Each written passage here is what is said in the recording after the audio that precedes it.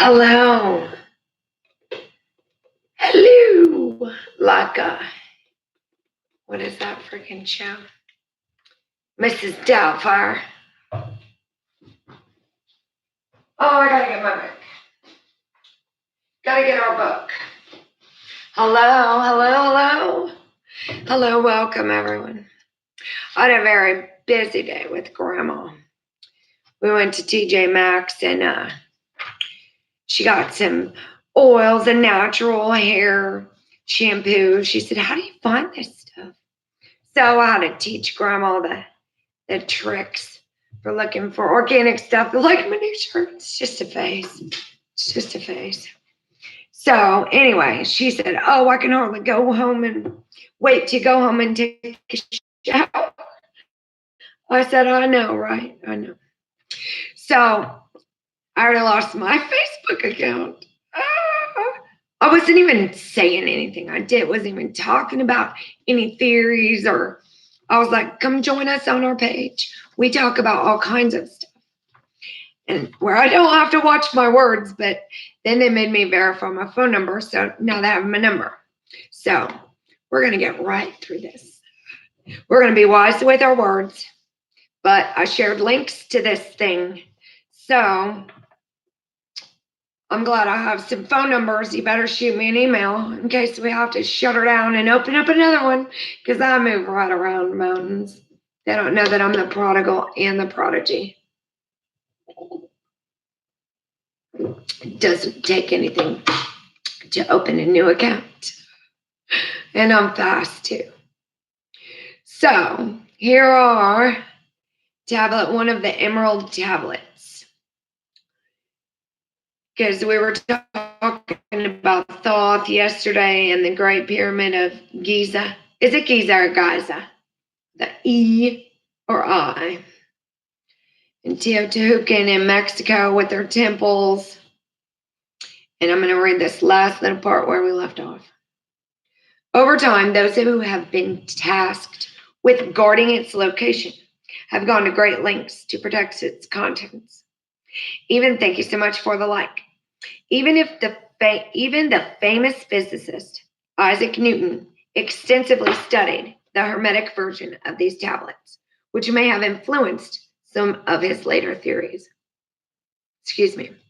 To those who don't think they're genuine, I advise that you simply read the words for yourself in order to truly understand their importance. Thank you so much. Welcome. So tablet one of the emerald tablets states, "I, Thoth, the Atlantean, master of mysteries, keeper of the records, mighty king, magician," a magician, right, living from generation to generation, being about to pass into the halls of Amenti, set down for the guidance of those that are to come after. These records of the mighty wisdom of great Atlantis. Hello, welcome everyone. Thank you so much for the likes. In the great city of Kior, on the island of Undal, Undal, in a time far past, I began this incarnation, not as the little men of present age did, the mighty ones of Atlantis live and die, but rather from Aeon, is it Aeon or Eon? A-E-O-N. Aeon to Aeon, did they renew their life in the halls of Amenti, where the river of life flows eternally onward. 100 times 10 have I descended the dark way that led into light, and as many times have I ascended from the darkness into the light, my strength and power renewed. Now for a time I descend, and the men of Khem, K-H-E-M, shall know me no more. But in a time yet unborn, I will rise again, mighty and potent, requiring an accounting of those left behind me. Tablet 2 of the emerald tablet states, far in a past time, lost in this space-time, the children of light looked down on the world. Seeing the children of men in their bondage, bound by the force that came from beyond, knew they that only by freedom from bondage could man ever rise from the earth to the sun. Down they descended and created bodies, taking the semblance of men as their own. The masters of everything said after their forming, "We are they who formed from the space dust, partaking of life from the infinite all," with a capital A, living like the world as children of men, like and yet unlike the children of men. Then for a dwelling place, far neath the earth crust, blasted great spaces by their power, spaces apart from children of men, surrounded them by forces and power, shielded from harm, they the halls of the dead. Side by side then placed they other spaces, filled them with life and with light from above. Builded they then the halls of Amenti, Amenti,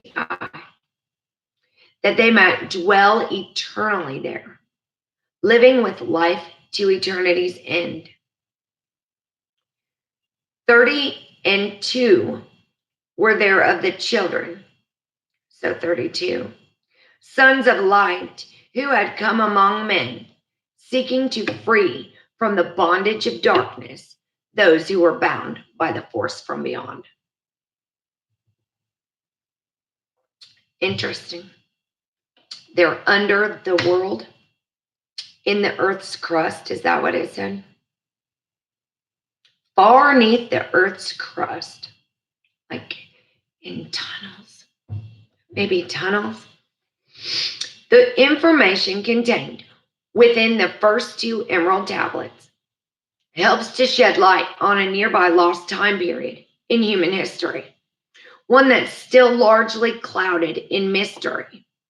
It helps to fill in many of the gaps we still have regarding soul incarnation, energy, and the identity of these children of the light who descended into our reality long ago. Now, if you haven't studied the Pleiadians too, you should really look into my playlist. There's one titled Anunnaki and Beyond, and then I had another Pleiadians in one.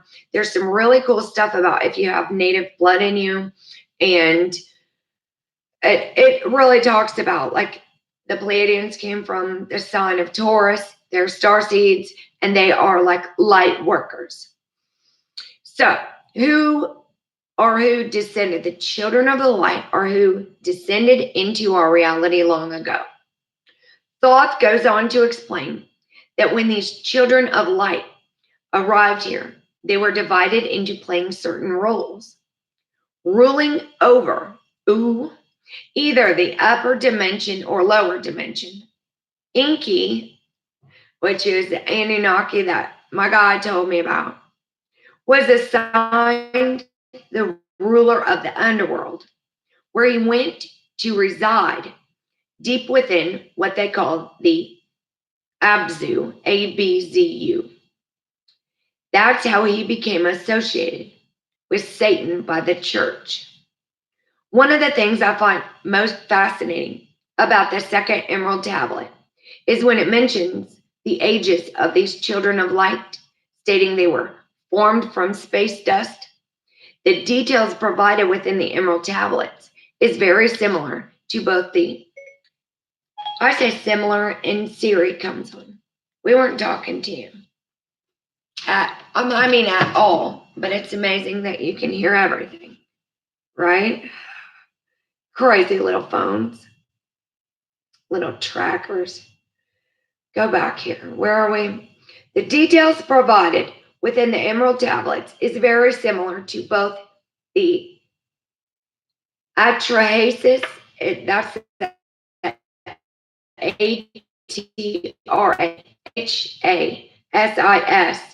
and the Enuma Elish, which gives strong credibility to the factual nature of its content.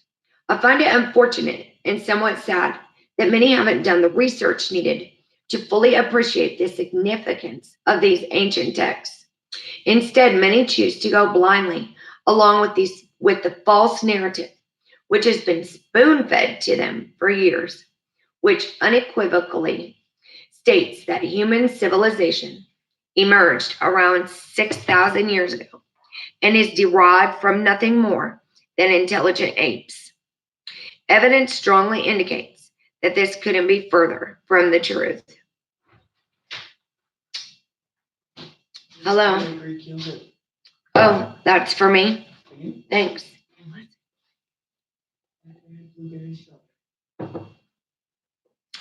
It's really good. Thank you. Okay, it's an excellent smoothie maker. All right. Nothing. It couldn't be further from the truth. Geneticist experts such as Lloyd Pye have pointed out that Homo sapiens contain a total of only 46 chromosomes instead of 48 found in most primates. This is peculiar since it appears that at some point in our history, 2 of our chromosomes were fused together. This fusing together of our chromosomes would be impossible in nature, which supports the theory that humans were created through the means of genetic manipulation.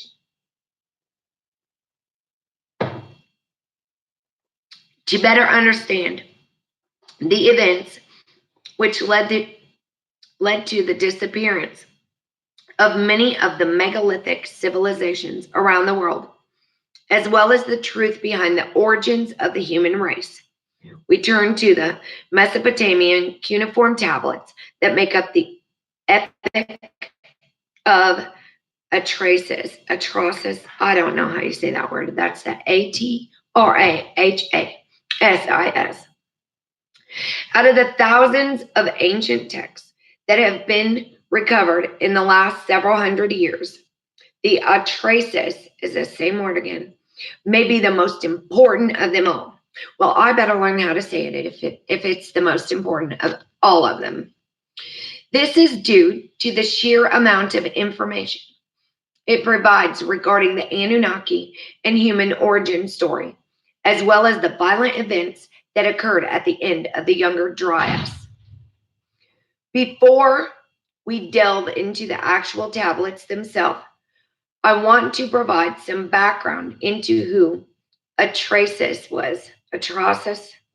The name Atrahasis means exceedingly wise and was written from the perspective of a past king who ruled in summer just before the events of the Great Flood. He was called by many names, including, oh goodness gracious, Ziusudra, Ziusudra, in the Sumerian king list, or, oh my goodness, I don't even want to try to say that. It's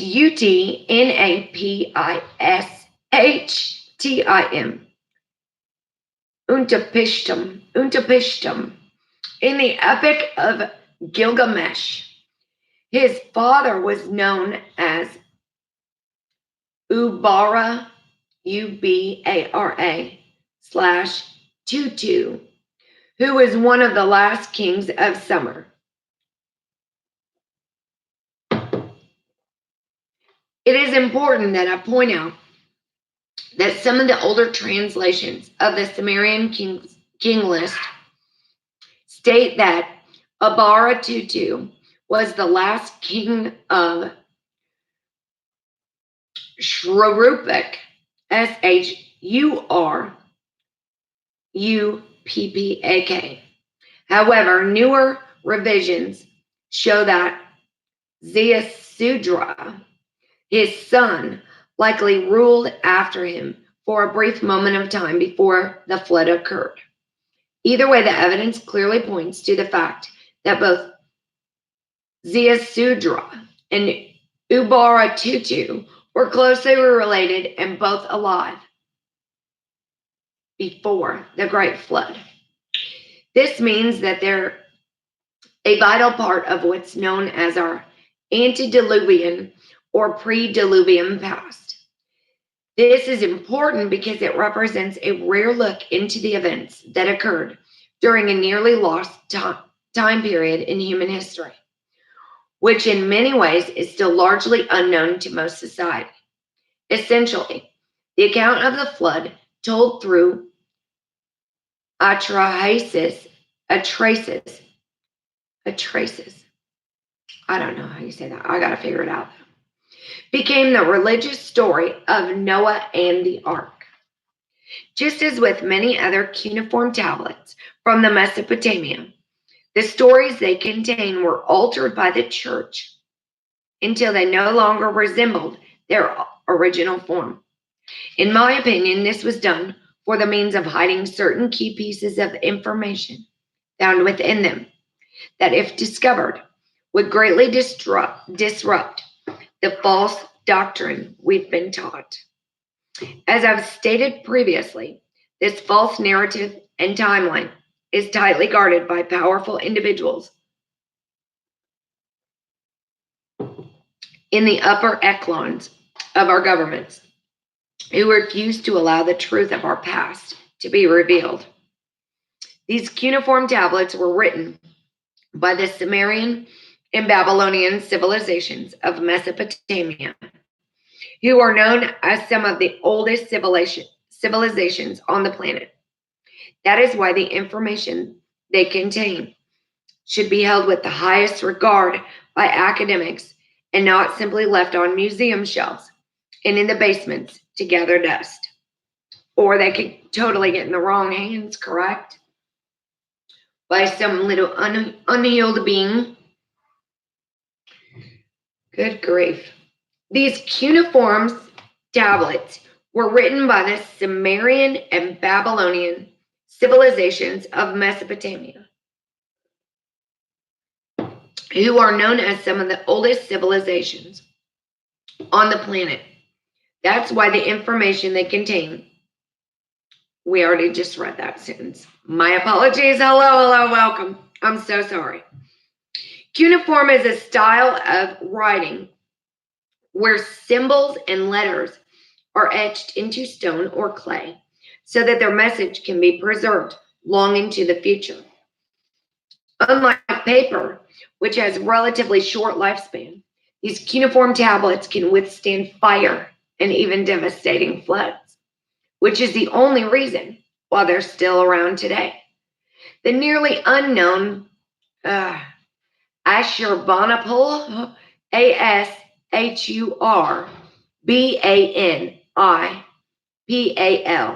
library found in the ruins of the city in Nineveh, Iraq in 1849 contains the largest gathering of Mesopotamian cuneiform texts in the world, which included both the Atrahasis and the Enuma Elish, E-N-U-M-A, space, capital E-L-I-S-H. And the Ashurbanipal library was eventually burned to the ground by invading armies from Babylon. But unlike the Library of Alexandria in Egypt, which was made up of almost entirely paper records, oh gosh, they lost everything. The majority of the cuneiform tablets from Nineveh survived the fire. Yeah, because they were on stone, clay. Very wise of them to do that, huh? So you may be wondering, what exactly does the Atrahasis look like? Oh, we better turn the light on. There's a figure to look at here. So you may be wondering, what does it look like? In figure 5, shows the cuneiform tablets that make up the Atrahasis. So when it drops or gets mishandled or whatever you're looking for, it breaks because it's stone. So that's what it looks like, pieced back together. Over time, many of these ancient cuneiform records were either damaged or lost, leaving only fragments and clues today that can tell us what occurred thousands of years ago. To read compelling evidence that directly mentions the Anunnaki, as well as explaining mankind's origins, we will review the tablets that make up the Atraces. The following translation of the Atraces was done by leading experts in their field, including George Smith and Stephanie Daly, or Daly, D-A-L-L-E-Y. Excuse me, and should be viewed as highly accurate and credible. Carefully read and ponder these words for yourself to discover their hidden meanings.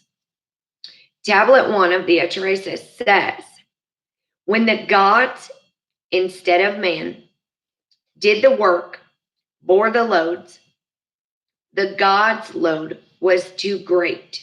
And when it says God, it's not capitalized. The work too hard, the trouble too much. They took and cast the lots. The gods made the division. Anu, A-N-U, went up to the sky, and Enlil, E-N-I-L, took the earth for his people. These are the Anunnakis, Anuna.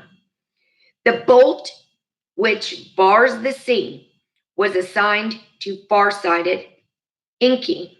Now, see, he tried to tell me all about Enki, and I looked it up, and it said the lever of gold or something, and I laughed, and I said, imagine that. Because he tried to tell me that's who his soul was. And like, when my cards got read for the Divine Feminine, I'm so sorry to interrupt that for a second. But when my cards for the Mary Magdalene flew out. And so this has been like, he told me the Bible was fake. And I was like, what? And it's been unbelievable disagreements upon our awakening because we studied different things. So let me read that sentence again. The bowl which bars the sea was assigned to far-sighted Enki. When Anu had gone up to the sky and the gods of the Apsu had gone below, the Anunnaki of the sky made the Igigi bear the workload, I-G-I-G-I. The Igigi gods had to dig out canals, had to clear channels, the lifelines of the land. For 3,600 years, they bore the excess, hard work, night and day. They groaned and blamed each other. Come on, let us carry Enlil, the counselor of the gods, the warrior, from his dwelling, and get him to relieve us of our hard work. Now, cry battle. Let us mix fight with the battle. The Igigi set fire to their tools, put aside their spades for fire. Ooh, they were pretty pissed off. When they reached the gate of warrior Enlil's, I-N-L-I-L, dwelling, it was night, the middle watch.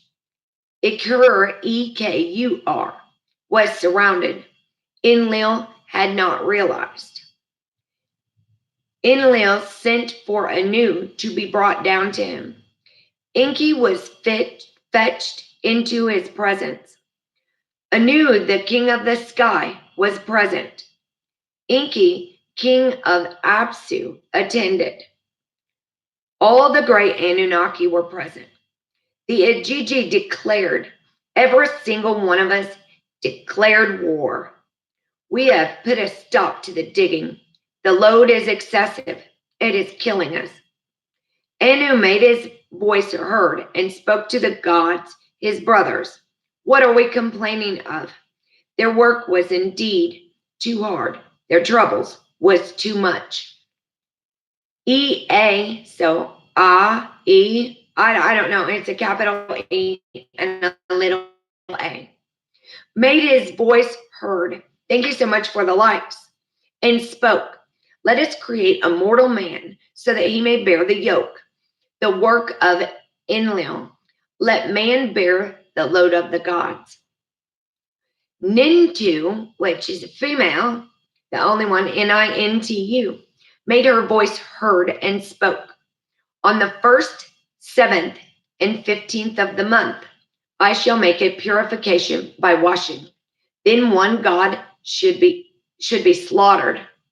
When a god and a man, then a god and a man will be mixed together in clay. Let a ghost come into existence from the god's flesh, and let that ghost exist as to not forget the slain god. Very interesting. On the 1st, 7th, and 15th of the month. Tablet 1 of the Traces provides some of the most detailed information we have about the true origin of mankind, as well as the identity of who these gods of the Apsu, Apsu, really were. It explains the reason why scientists find a missing link in the evolutionary timeline of Homo sapiens, as well as how the human brain could have doubled in size over a very short time period. Notice at the end of the tablet when the term ghost is used to reference the development of consciousness and a soul within the body. The real question is, how could these cultures have known about this information more than 10,000 years ago if they had no outside influences?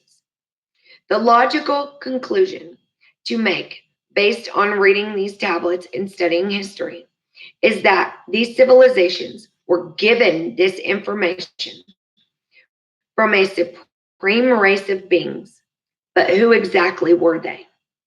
Let's review what we know about these beings who call themselves the Anuna, according to Mesopotamian cuneiform texts and cylinder seals. The Anunnaki came to the realm of Earth to free themselves from the burden of needing a physical body, as well as to harness its abundant electromagnetic energy.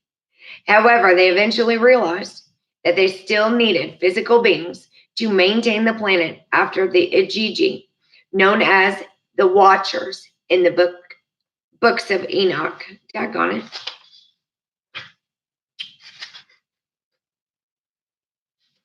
Eventually, hold on, let me start that again.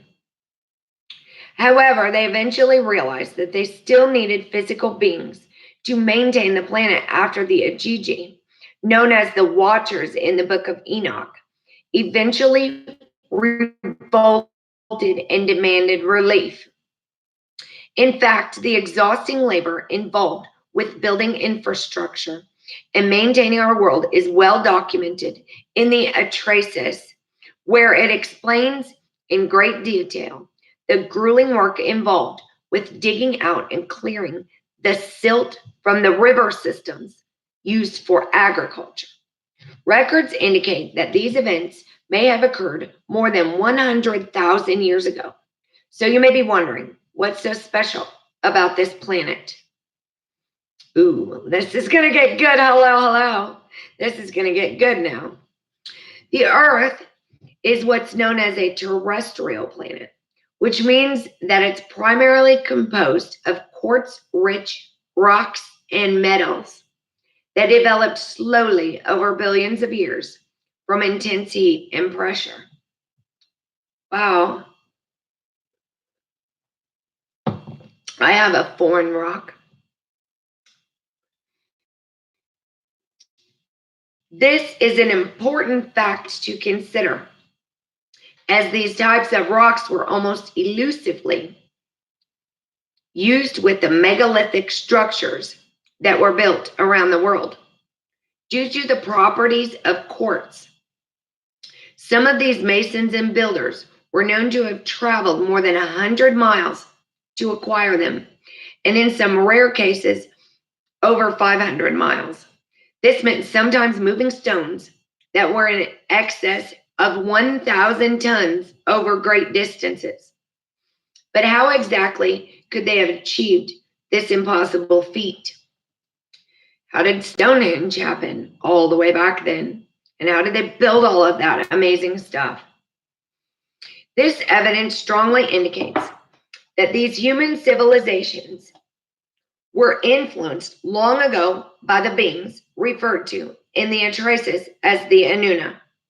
Since disasters and extinctions have occurred throughout Earth's history, from the combination of tectonic changes, solar activity, and cosmic impacts, life had to frequently start over from scratch. It's not just happened once. To me, the only plausible explanation that makes sense for how so many life forms could have survived these disastrous events is if outside intervention played a role.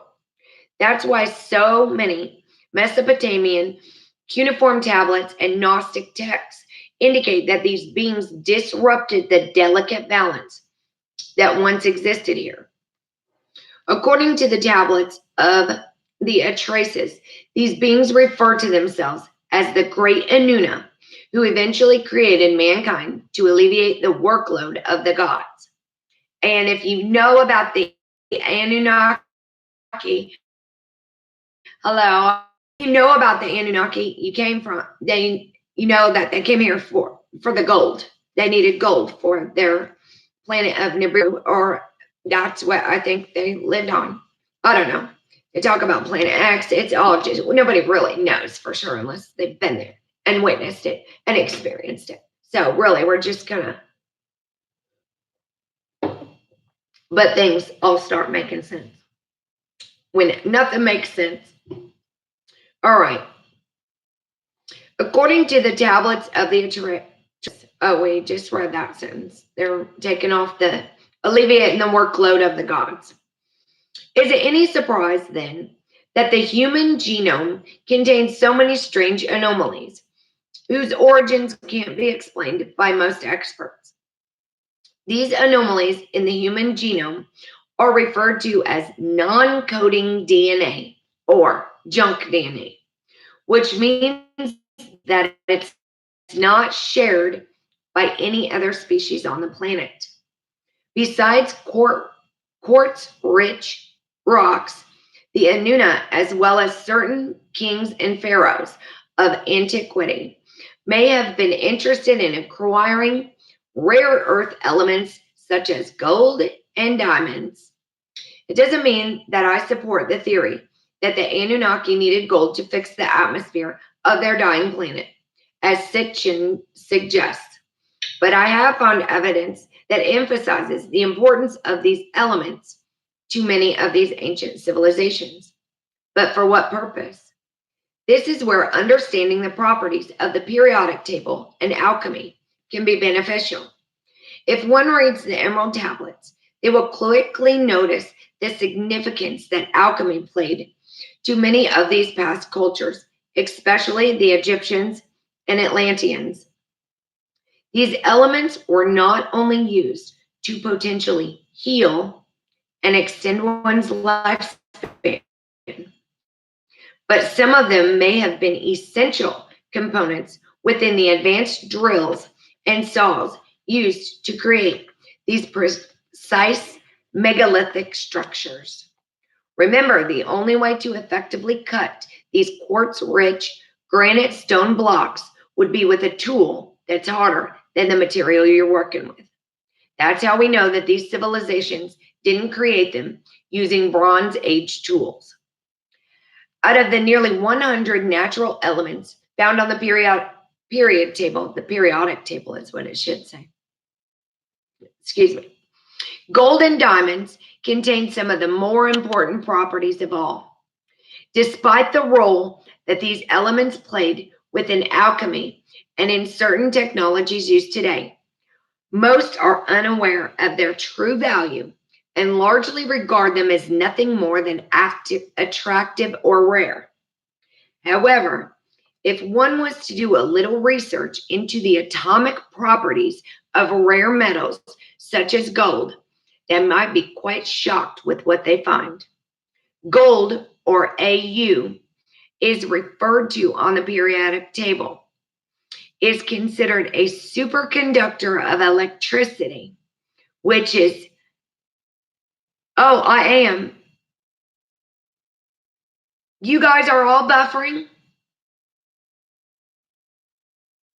I haven't seen anything up at the top. Is it really bad?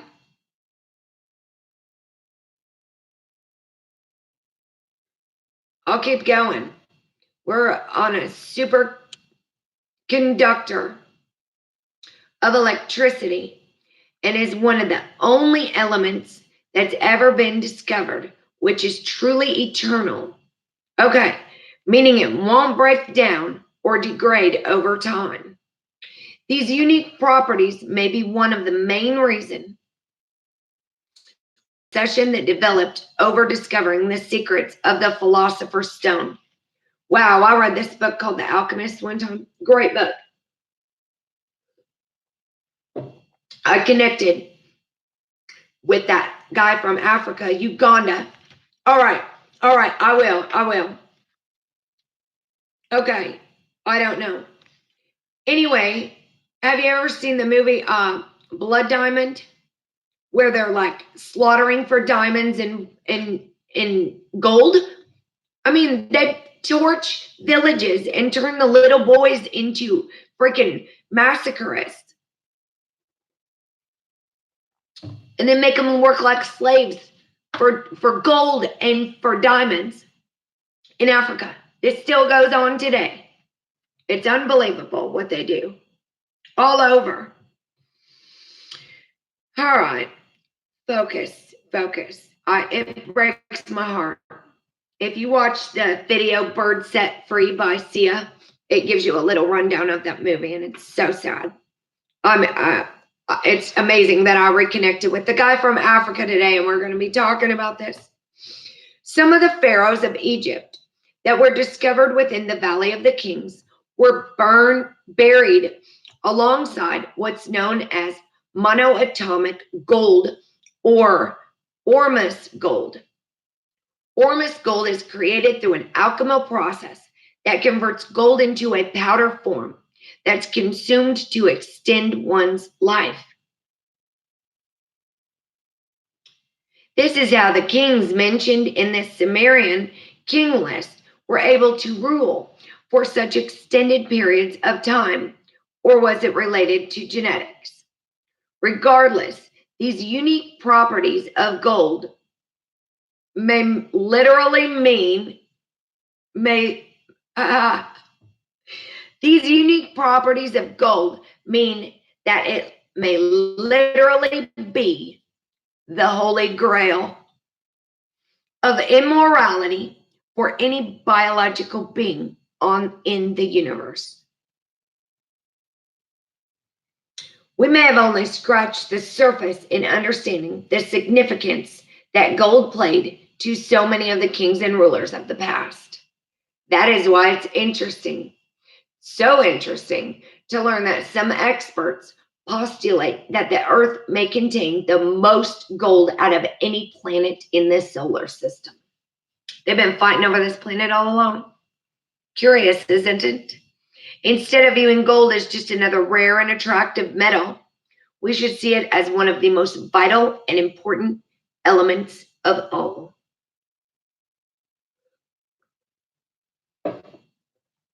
Wow. In order to help explain these unusual properties of gold, I just got cold chills all over me.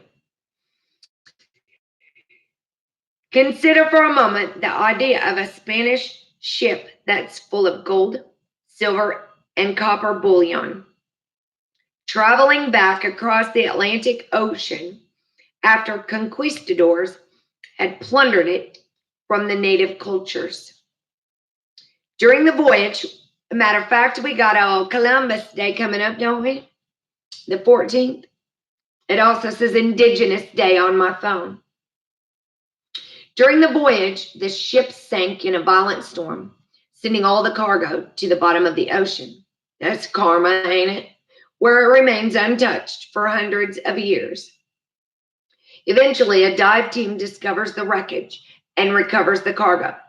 As the sunken treasure is revealed in the sunlight, the crew members shockingly discover that the copper has turned to green and the silver has turned to black.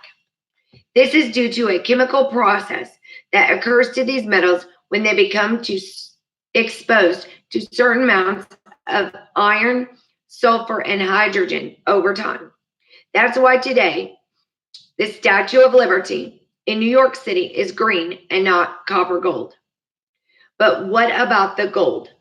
The dive team that recovered the sunken treasure is astonished to find that the gold is as shiny and yellow as the day it was first taken out of the ground, even though it sat at the bottom of the ocean for hundreds of years.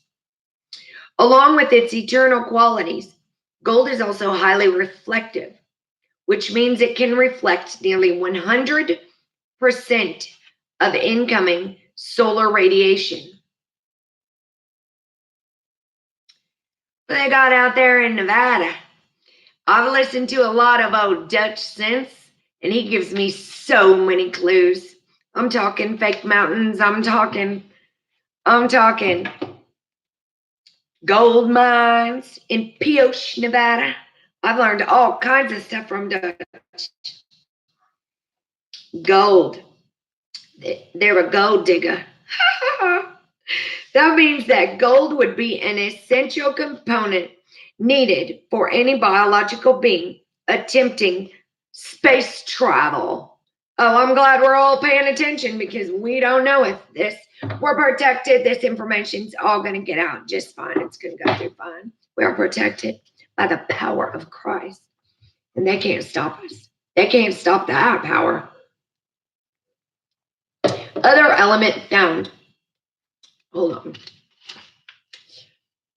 The reason for this is because no other element found on the periodic table would be able to adequately reflect the extreme radiation and heat that occurs upon leaving the atmosphere of a planet. Today, gold is extensively used by modern astronauts with their spaceships, visors, and suits, which shows its overall importance to space travel. Gold is also highly effective as a conductor of electricity, which is why it's considered vital within countless electronic devices such as computers, televisions, and cell phones. However, the real value of gold, stainless steel, interesting. Oh, my arm's hurting today. It's out of my shoulder, I can tell you that. All right. However, the real value of gold may not simply be from its extensive technological uses, but its secrets pertaining to human aging. I used to have a face mask that had 24 karat gold, like I got it at. Interesting. Hopefully, one day we will rediscover these eternal properties of gold. It's brand new. It just came out this year. Brand new. 2019. Somebody recommended it to me on a comment somewhere. It's brand spanking new. Where are we? Something about human aging. Hopefully one day we'll rediscover these eternal properties of gold, or perhaps we already have.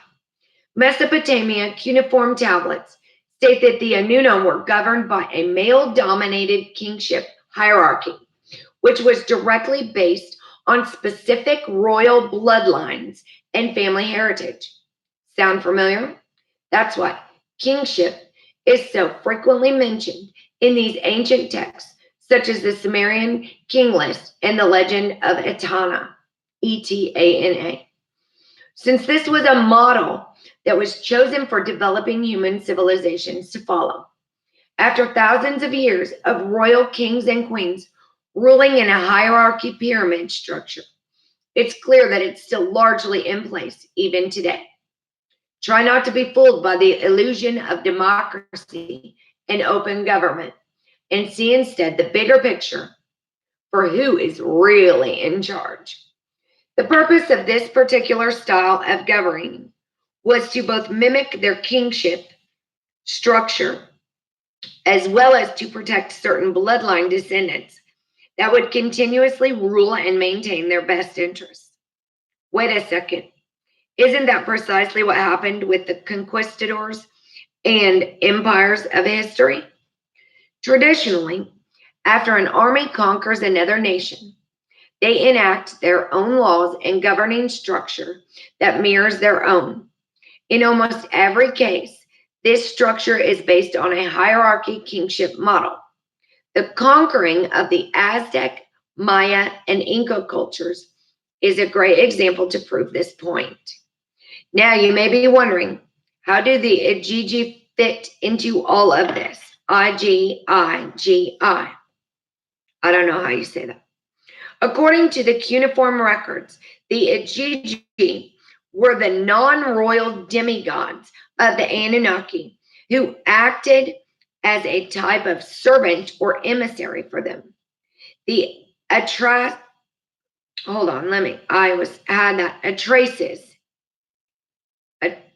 I don't even know how I said that. That's the Atrahas word. States that the Igigi labored on Earth for thousands of years, clearing river channels and building structures until eventually they revolted and demanded relief from the hard work.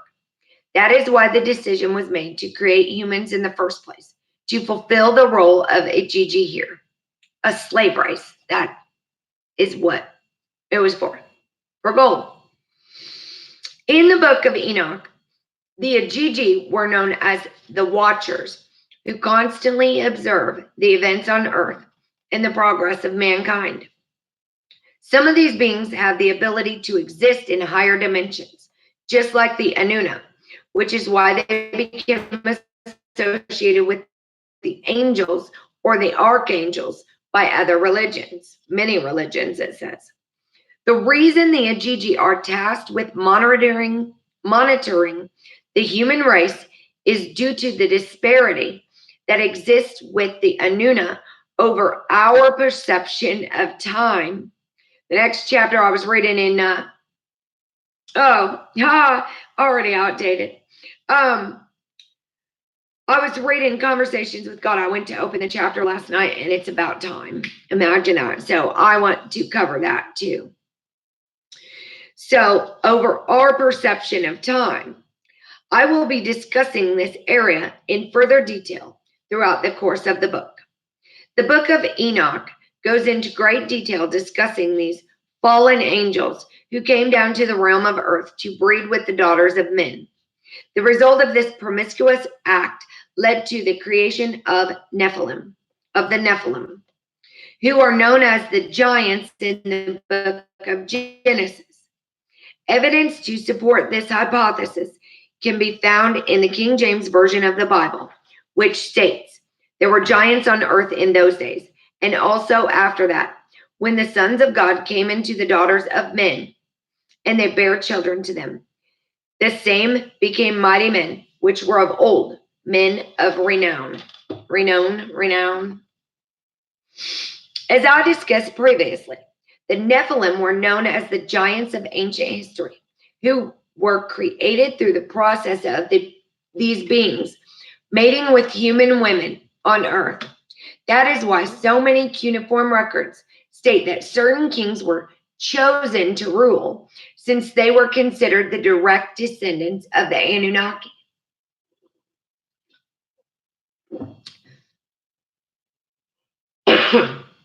Excuse me. This is where the obsession over specific bloodlines first began.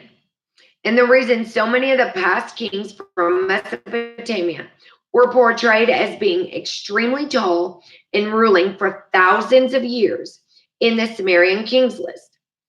A great example of this can be seen with the story of Atraces, or Ziu, Zisudra, Sudra, Ziu, S-U-D-R-A. I don't know how to say this stuff. I am American, and I don't even know. I'm doing the best I can. Who was saved from the deluge because he was considered a descendant of Enki. So he was saved because he was a descendant of Enki.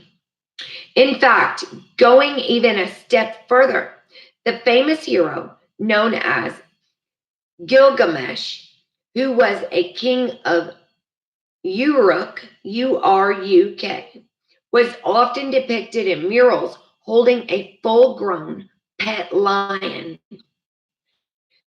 that looks no bigger than a house cat. Wow, that would be cool. I would have one. That way we can tell that the lion is full grown, because the way that we can tell is because it has a mane. Only mature male lions can have a mane. This provides a basis for how tall these past rulers were. Oh, it's because he was so tall, the lion looks so tiny. Oh, dang, I wanted a little baby lion. And why Sumerian cylinder portrays seals portray the Anunnaki as being so much taller than the human servants and priests around them. These hybrid humans, known as the Nephilim or giants, were banished to live amongst mankind because their inception was considered a sin. That's how the Anunnaki became associated with the fallen angels by many religions of history. While I understand that the idea of giant humans may be difficult for some to accept, allow me to share some additional evidence that supports these conclusions. And if you follow evolutionary energy arts, he's been posting a lot of stuff about giants, like at least once a week. He even went out and met some people in Nevada about some giants that had red hair that are supposed to be known in that area or whatever. No, I mean, within the past month. You'll see it. It'll say giants right on his thing. When the famous explorer Magellan was sailing through the southern region of Patagonia in 1520, his party reported that they encountered giant men, some over 10 feet tall, who fiercely attacked them when they came ashore. Magellan's men were forced to leave the area and continue on their journey. But when they returned home, they reported the incident. This information came from the actual log of entries of the world-famous sailor Magellan himself, yet it was somehow left out of our textbooks. Imagine that. However, the objective researcher can still find details from this encounter when researching the area named after him, known as the Strait of Magellan. Besides Magellan, there have been numerous records that directly mention giants, such as the Romans, who supposedly encountered and fought them in bloody battle while traveling through the forests of Germania. Despite this, nearly all information regarding this subject was eventually covered up and hidden due to the sensitive nature of what it represented. Today, most people just gawk or laugh at the idea of human giants living in the past. My mom laughs when I talk about aliens. She says, "Oh, Heather, I'm not going to talk about aliens." That's one of the main reasons why the teachings found the book of Enoch were kept secret and deliberately left out of the modern Bible. I'm glad I was led to buy this stuff. Someday in the future, when these records are finally released from secure locations, such as the Vatican archives, giants will no longer be considered just a myth and will be an important part of our history. You may be wondering now how this relates to the origin story of mankind. Let's continue with the Atrasis to find the answers. Hold on, give me a second to see how many are left. We've already done like 30 pages. Well, not 30 because we started at 60. And there's 91. Perfect protection. Umbrella of protection, Psalm, huh? All righty, let's see. The origins of mankind. We're on page 85. 84. The cuneiform tablets of the Atrahasis explain that after the revolt of Ajiji, the 12 royal Anuna council members were summoned to discuss what needed to be done to satisfy the manual labor on the planet. After extensive thought, a solution was decided upon to create a primitive worker to handle all the necessary labor instead of the Ajiji.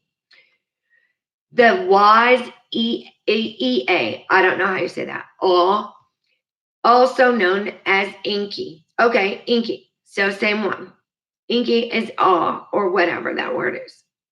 Lobbied the council to use the primitive Denisovan and the Neanderthal beings to fulfill this role. The Denisovan, and Neanderthal early hominoids then became the model used for creating the modern day Homo sapien.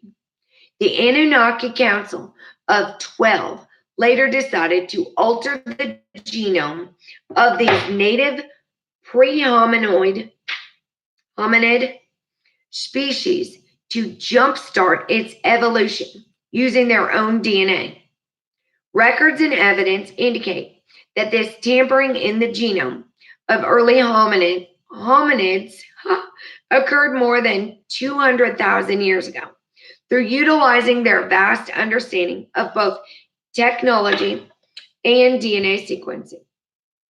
After extensive trial and error, several root races, not cases, of humans were created, which were dispersed throughout different regions of the planet.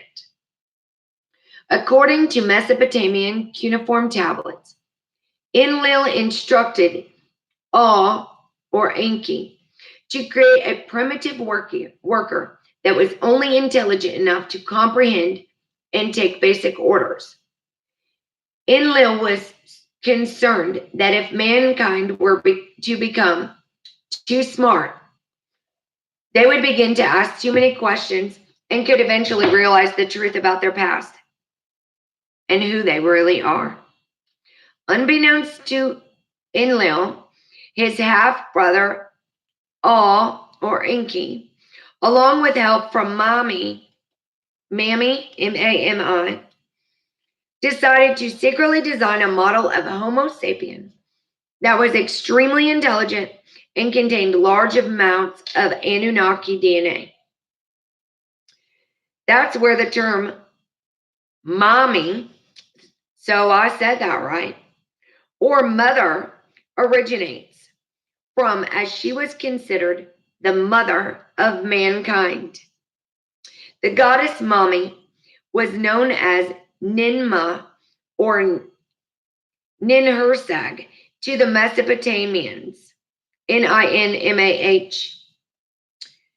and Isis to the Egyptians.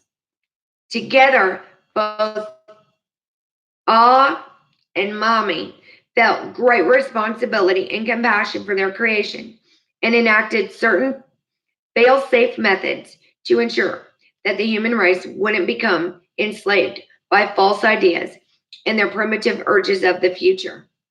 In the future, the way this was achieved was by designing special chakra centers of energy within the human body, found along the spinal cord, that could become activated to raise consciousness levels based on natural cycles that occur in the solar system. That meant that the human species had the potential to rival or even become greater than their creators. This led to tension and anger within some of the Anuna, who proceeded to create chaos and war on the planet to prevent this ascension of human energy from ever taking place.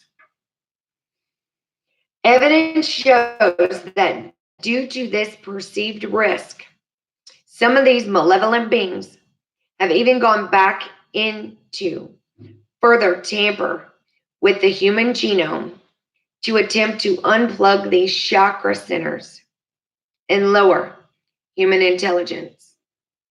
Can we say big farm? Oh, they've been tampering, all right. However, despite their best efforts, it's clear that mankind is becoming more aware and conscious every day. To truly verify that the information in the traces is accurate, we need more sources of evidence that support it. We find that evidence in another set of Mesopotamian cuneiform tablets known as Enuma Elish, which were found alongside the traces in the, oh my gosh, Ashburnapole, Ashurnbanpole, I don't know how you say that. It's ASHURBANIPAL library. This not only helps to provide additional evidence to prove the origins of the human race, but also gives credibility to both of these ancient texts. So now you may be wondering, what exactly does the Enuma Elish say? Reading from Tablet 6 of the Enuma Elish, it states, they bound him, holding him before they Enki, or whatever. That's his name, right? Same one. Same. Enki is Enki. From his bloodline, Enki created mankind. I'm just going to say Enki, on whom he imposed the service of the gods and set the gods free.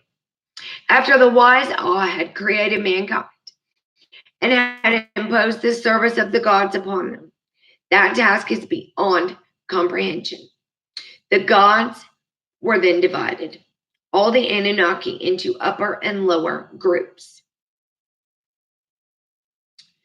He assigned 300 in the heavens to guard the decrees of Anu and appointed them as guard. Tablet 6 of the Enuma Elish provides further evidence to show that the human genome was altered long ago by great beings who call themselves the Anuna. This information helps to answer important questions regarding the purpose of the non-coding DNA found in humans, as well as the reason for our abnormally large brain size. Someday in the future, when the veil is lifted regarding the secrets of the past and the mankind's true origins, the collective of humanity will finally be able to separate itself from the animal kingdom and realize their inherent responsibility as the stewards of the earth. This is the underlying reason why Thoth refers to humans as the children of men, since most refuse to grow up and accept the truth of who they really are. When Enlil found out that Enki and Mami had secretly designed the human genome to contain their unique gifts and the ability to obtain higher states of consciousness, he was furious and promised never to allow them to reach their full potential. This decision made by Enki and Mami to take the side of both pity and compassion toward the human race that would create a great divide among the Anuna, which acted as the main catalyst behind the struggle we see throughout history that I call the eagle versus the serpent. In Mesopotamian cuneiform tablets, Enlil frequently refers to mankind as beasts who are unworthy of the divine gifts they've been given. When Enlil was chosen to become the ruler of the physical realm of the earth, instead of his half-brother Enki, whatever that name is, a plot to enslave humanity by preying on their primitive urges and trapping them in the material world was orchestrated and carried out. This was done through the means of conditioning society to exist in a paradigm based on war, fear, and a false understanding of the true nature of reality. Although he is often portrayed as a major player in these malevolent activities toward mankind. It's important to point out that Enlil wasn't the only being involved in this deceptive plot against human awareness, as there have been other beings and entities who have also played a role. As difficult as this may be to accept, we have to understand that not all beings and entities in the universe have humanity's best intentions in mind. Yet think the story of the Garden of Eden speaks to this inner conflict that exists between Anuna over the future of consciousness in mankind, which is represented through the symbolism of the serpent and God figure. This famous story is also one of the oldest references ever made connecting Enki to the symbol of the snake and Enlil to the figure of God. The decision given to Adam and Eve from the serpent about whether or not to eat from the tree of knowledge led them to being banned from the garden for eternity to wander alone in a state of ignorance and confusion. This banning from the garden symbolically represented the human race forging its own path through free will, without the aid of these deities and higher beings. The clever trick used by organized religion regarding the interpretation of this story was to make society believe that the serpent is evil and that the God figure is divine and assisting humanity. This inversion of the facts couldn't be further from the truth and would lead humanity down a path of darkness that would span thousands of years. We're just now finally emerging from this great deception that has plagued us for so long. Going deeper into the story of Adam and Eve, God, or in this case, Enlil, the not divine one, the one who was using it for personal gain, doesn't want humans to know of good or evil, but to instead live in a primitive state of awareness governed by ignorance and misinformation. Adam and Eve ultimately decide they want a higher consciousness and free will, thanks to the sacrifices made by the serpent, known as A or Enki.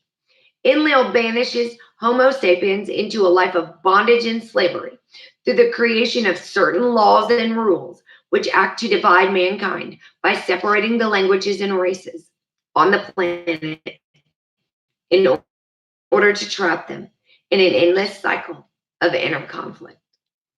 Well, now that we're aware of that, to avoid society discovering the truth and uprising, people were kept in a perpetual state of total ignorance and confusion about the past,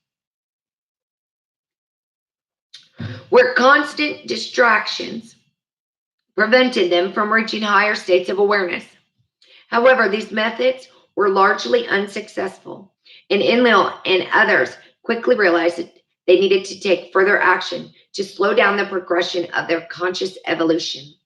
The solution they came up with was to tamper with the human genome by infusing DNA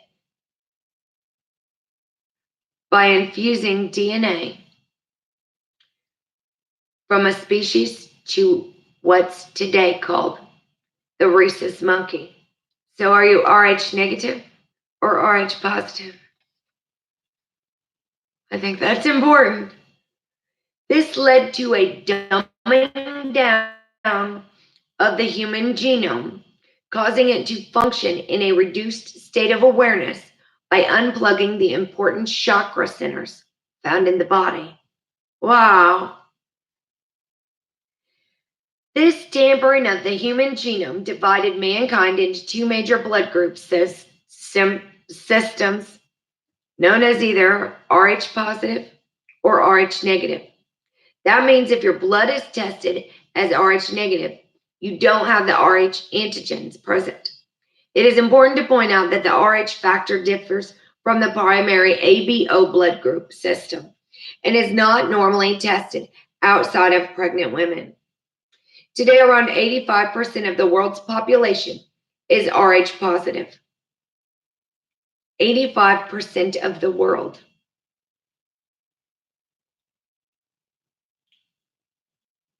Wow, that's very interesting.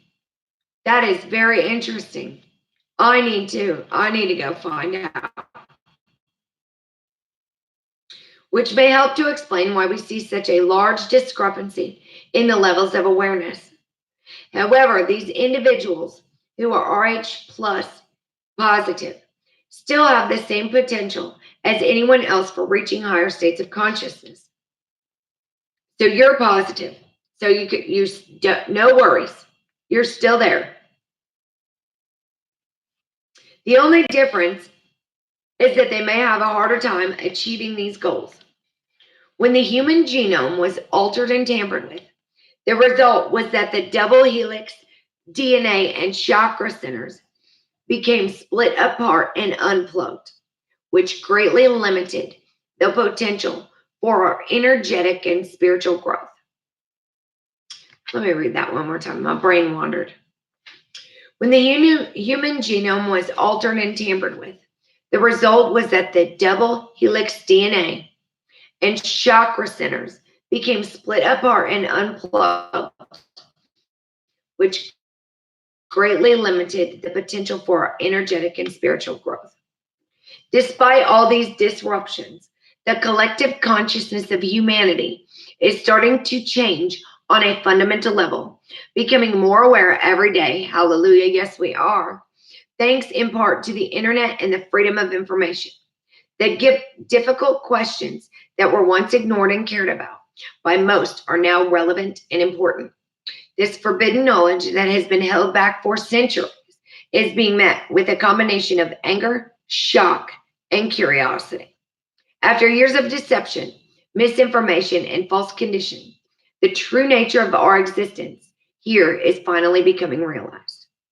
The notion of organized conspiracies and deception may be uncomfortable for some to consider, but like all great stories, ours is just the beginning. Ours is just beginning. Thoth and other enlightened thinkers of the past have commonly referred to the human race as the children of mankind because they considered us like children who are constantly struggling to conquer the illusions of the material world and discover who we really are. Carl Jung once famously said, "People would do anything, no matter how absurd, to avoid facing their own souls." This quote speaks volumes to explain why there is such a lack of motivation in society for self-improvement and reaching greater states of awareness. Plus, we're all attached to these devices, all of us, even me. We all are. There's a wealth of information out there. I don't blame you. I do the same thing. The underlying message to take away from this is that the road leading to higher states of consciousness and spiritual ascension is extremely challenging. And because of that, many will not succeed because they have literally made us dependent on distractions, right? That unfortunate outcome means that only a small percentage of people will fully understand the significance of this information, while most will instead reject or choose to ignore it.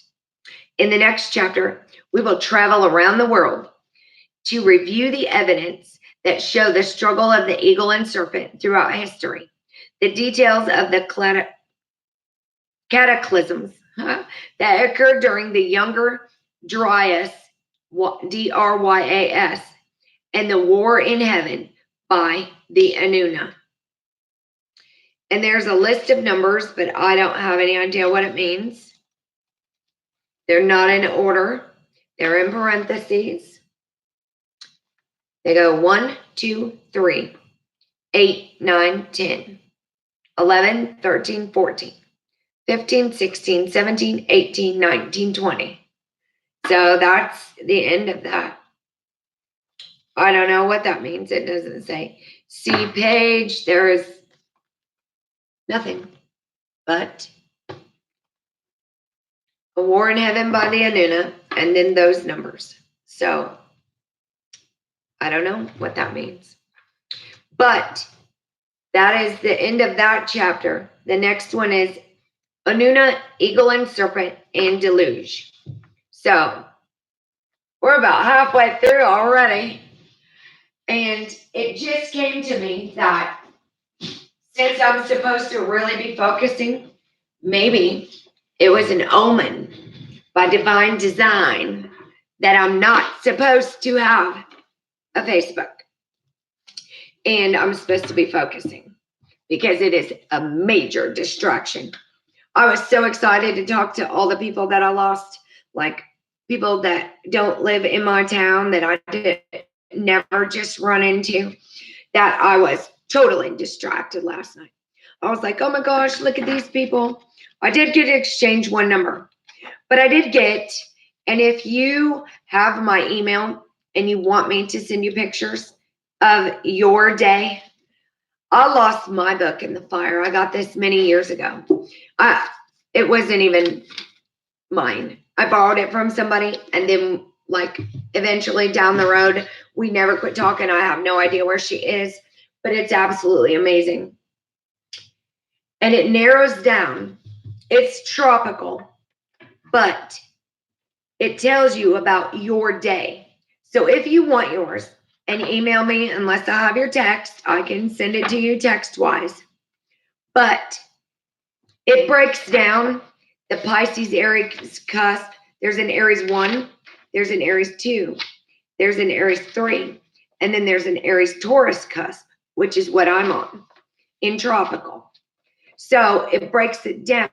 You're not just an Aries, or you're not just, there's a Taurus 1, 2, 3, and a Taurus Gemini. So then it breaks it down even more and gives you a description of this stuff, right? So it breaks it down. It teaches you how to do your birth chart, some which I did not delve into back then. Thank God for the internet, because it did it for me. It breaks it down into the seasons, then to the signs, then even further, and then to whether you're a Pisces or Aries or whatever. I'm on the Aries Taurus cusp. And then it gives you a very detailed, you don't know how many times I've opened right to my right one too, right on my day, on my old book. I just got this new one in the mail today because it was in the fire. I lost it.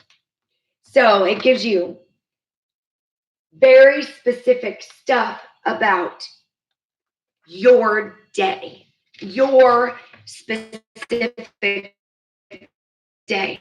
And because I am a protector of the children, all the children, a fierce protector, it's no wonder that I am the day of the protective chronicler.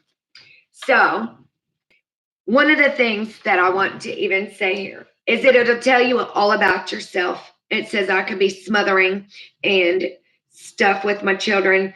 It says I'm ruled by the number 6, 2 + 4 is 6, and by the planet Venus. And then it'll say stuff about your major arcana card is the Lovers. See, I haven't even read this since now that I know tarot cards, right? Then it says that I will sacrifice for my health, sacrifice a great deal for love, often putting themselves under tremendous stress. Because those born on this day will do almost anything to maintain harmony with their loved ones. They may also suffer anxiety and depression. And if things are not going well, and sometimes go on food, drink, or even drug binges. Now, when I was 20 years old and I read this, it blew my mind because I'm almost 40 now. So when I first got this, I was probably right about 19. I was 19 because my kid was so little. I remember hanging out with the girl. It says emotional problems can be compounded by hormonal imbalances, particularly estrogen and progesterone problems in women. A ready outlet in the kitchen. My impulse to feed others and often equate food with love can cause both psychological and physical problems for their children. To keep their food habits light and easy with an emphasis on fresh fruits and vegetables and stay away from fad diets. What blew my mind the most at 20 years old, when I had been programmed to believe that our Creator was a man, was the meditation. It's like a mind-blowing little thought at the very bottom, the last thing. It tells you, like, who else was born on your day and your strengths and your weaknesses. And the meditation says, how is it that so many of us persist in thinking of God as a man? And so, like, the first time I read that, I was like, read it again? You know, because when you're programmed, I was only like 19, 20 the first time I read it. So the whole book is one day. That's why it's so huge. And I even got a hardback because I love this book. I couldn't believe everybody I've ever read it is like, whoa, even my mom. One of my exes was like, did they talk to my mom before they read this book? I was like, yes. Yes, they went around and they talked to everybody's mother. And before they wrote the book, they went and talked. They did an interview with everybody in the whole wide world's mother before they wrote this book. So yeah, I'm sure. No, it just is mind-blowing. So my child's is the day of the startling surprises. I said, imagine that. My dad's is it'll even say that, like, if things happen in your childhood, then this is what could happen. This isn't just like, I'm a Taurus or no, this is like very, very, this is amazing. This whole book is. So if anybody wants theirs, and then it'll tell you about the elements, the 4 elements, but we also know that there is ether as well. And now we know about the element gold and how very important that is, huh?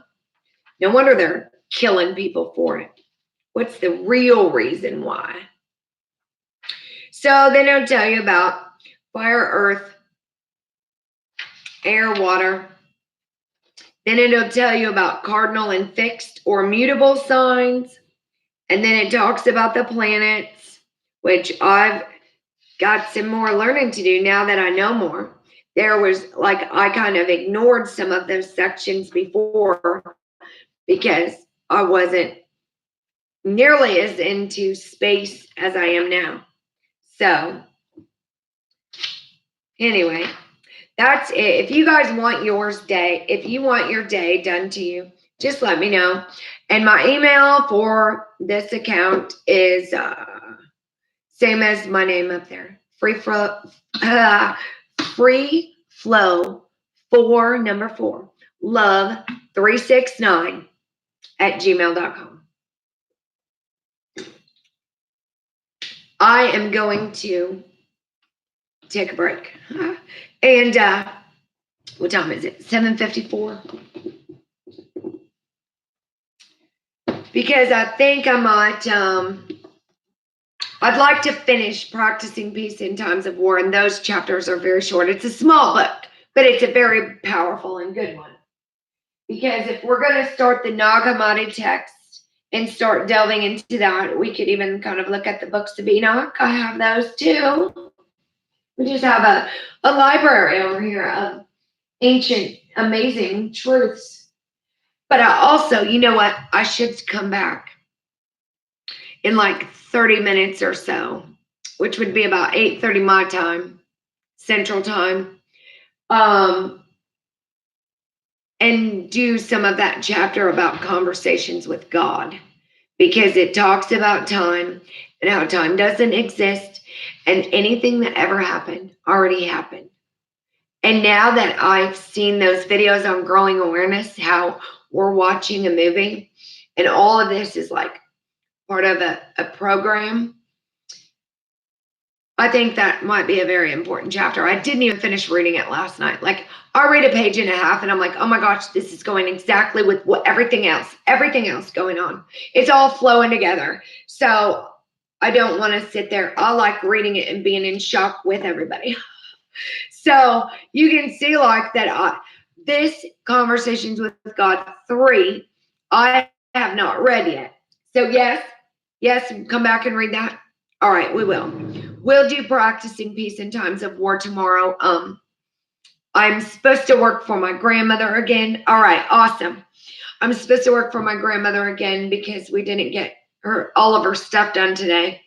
And because we couldn't get the screen door out for me to paint and whatever. So we're going to try to have our maintenance guy get it out for her because it's not a regular screw. It takes a special tool. And only that her building would have it. Anyway, so I'm supposed to work for her tomorrow. I can do my devotions and practicing peace in times of war. But we totally skipped a day. I love my grandma. I love her to death. And she's just working those guys at the place like crazy, I know. We did not do these today, so we're just skipping a day. I'm like really into this stage of time right now.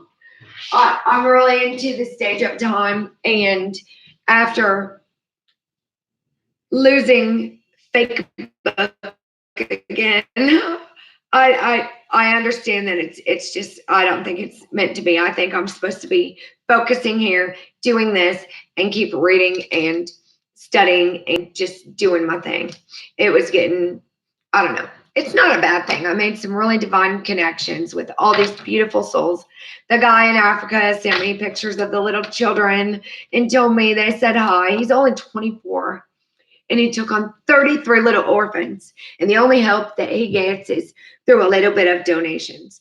Considering the whole freaking world that has all this money, churches, everything else, those little children shouldn't be out there dancing and praising and singing for food every single day. They should be able to eat when there's so many places. Hello.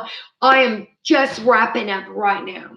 So you're going to have to rewind it because I just taught for like whatever. I'll be back in just a little bit to do some conversations with God about time. And if you haven't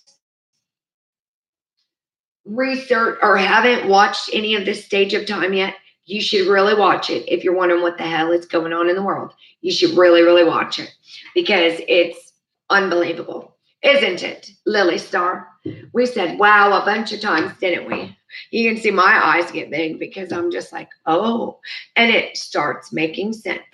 So I will be back shortly to do, and then I talked about this birthday book. So if you want your birthday sent to you, I can do your day or whatever. If you want to know what cusp, I'll find out what cusp you were on or what a certain of the chart, if you're interested in astrology.